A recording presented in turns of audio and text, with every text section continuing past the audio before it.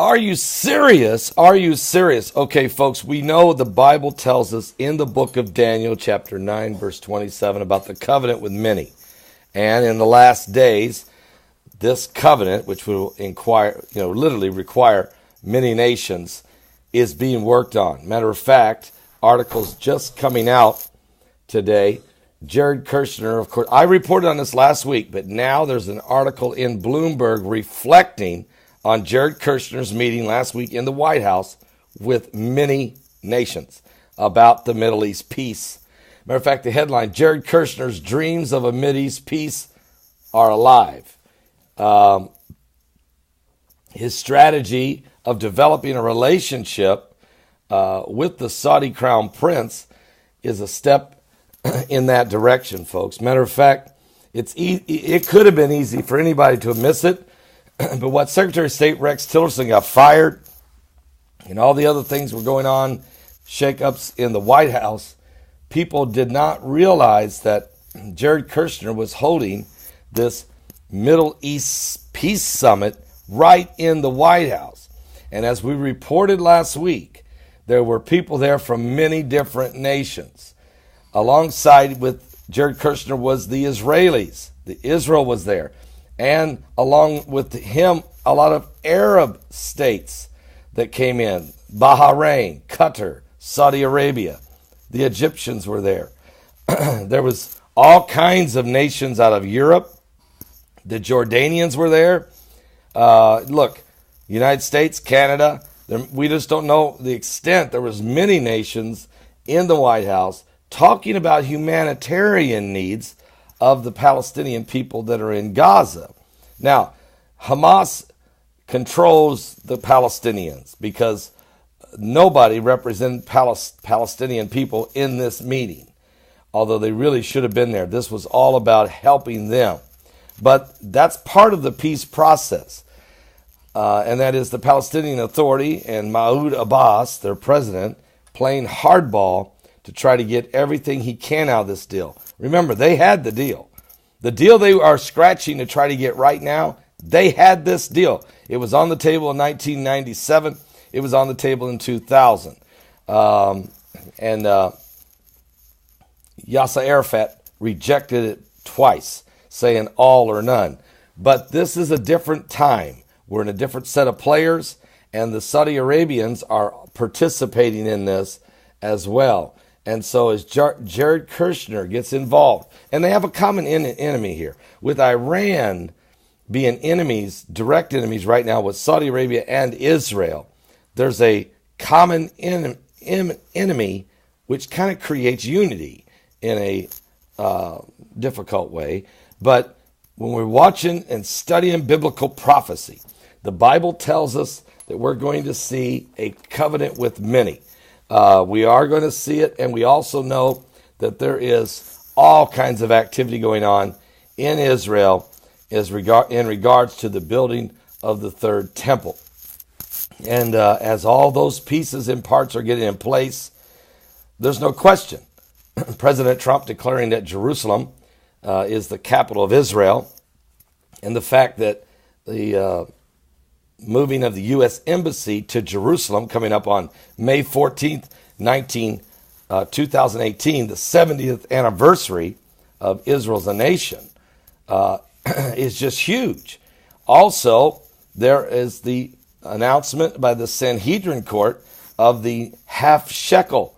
They've made this new half shekel, which is required, of course, that if you go to the temple to pray, every man is to bring a half shekel. This new half shekel that's been minted and sanctioned by the Sanhedrin does have on the face of it King Cyrus and President Donald Trump. They even call it the temple coin. Now, some would say, well, just symbolic, don't worry about it. Here's the deal. Also, the nation of Israel's government has declared the new train station that's going to be right there at the base of the Temple Mount is going to be called the Donald J. Trump train station, for thanking him for recognizing Jerusalem. So there's a lot going on. What was that train station going to do? Train tracks are being built. The infrastructure is being put in place. This train station should be completed, they say, in 4 years. It's to bring the worshipers to the Temple Mount to worship on the Temple Mount. Now, that's not just Jews that would come there to pray maybe at their third temple. It could possibly be there or in the process of being built, but also to Muslims when they come to the Temple Mount to pray during Ramadan in the Al-Aqsa Mosque or the Dome of the Rock Mosque, or also Christians and tourists that are coming in to visit the Holy Land, to come inside to Jerusalem, the old city, to go up on the Temple Mount and to observe all the things that's going on as they follow the footsteps of Christ. So all of this is happening simultaneously, that the nations that make up the Ezekiel 37, 38, especially Ezekiel 38, where the nations are starting to gather that are going to participate in the great battle against Israel. Okay? And certainly you can see Iran, Turkey, Russia, and some of the others that are already beginning to converge in that area. So there's a lot going on in the Middle East. But Jared Kushner has a strategy, and he has been working on it. He has been to Saudi Arabia so many times now, it's unbelievable. It's not just there. It's the discussion he's having with King Abdullah II of Jordan and all the rest of the Middle East leaders. You can see what's happening. They are putting the pieces and parts together, the negotiation of the deal. It looks as if it's moving behind the scenes quicker than ever before, and we're staring at a biblical prophetic moment. The Bible does tell us in Daniel 9, chapter 27, again, it says, and he shall confirm the covenant with many for 1 week. We'll say that's 7 years. And in the midst of the week, he shall cause the sacrifice and the oblation to cease.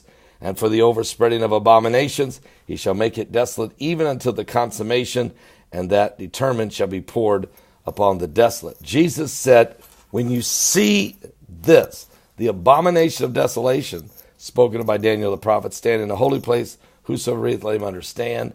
Folks, it's coming. The building of the third temple and the covenant with many.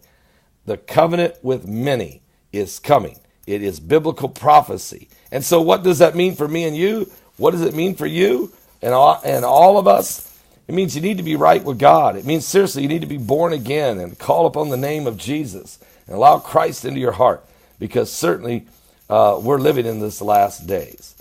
There is no live broadcast today at 12 noon. I'm actually spending the day with Irvin Baxter and going to be recording at his studios.